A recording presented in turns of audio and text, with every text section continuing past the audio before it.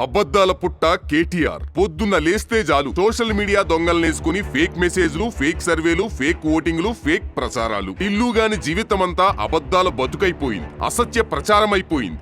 పనికి మాలిన ఆరోపణలన్నీ చేస్తాడు. కాంగ్రెస్ ప్రభుత్వం స్పందించడం లేదు అంటాడు. అసలు సంగతి వదిలి కొసర్లన్నీ చెబుతాడు. ఫార్ములా ఈ కార్ రేసులో అడ్డంగా తినేసి పెద్ద పతివ్రత అని బాకాలు ఊదుతాడు. రేవంత్ రెడ్డి పెద్ద బంగ్లాల్లో ఉంటాడని కథలు చెప్తాడు. ఈడి బాబుకు మళ్ళీ రేవంత్ రెడ్డికి ఫామ్ హౌస్ ఉందా? పోనీ నీ బామ్మర్దికి మళ్ళీ బ్యారేజీలెమ్మటి అద్దాల మేడ ఉందా? ఏందిరా నీ గోల? బట్టే బాస్, రేవంత్ రెడ్డి నీలా ఏమీ బంగారు స్పూన్తో పుట్టలేదు. కష్టపడి ఎదిగిండు, ప్రజల కోసం పనిచేసిండు. మీరు రజాకార్ల మాదిరి చేసిన దాడులను ధైర్యంగా తిప్పికొట్టిండు. మీ అందర్నీ తొక్కుకుంటూ వచ్చి ఈరోజు సీఎం అయ్యిండు. నీలా షార్ట్ కట్లో రాలేదు, ఫాల్తు పనులు చేసి రాలేదు. అది నీకు రేవంత్ రెడ్డికి ఉన్న తేడా.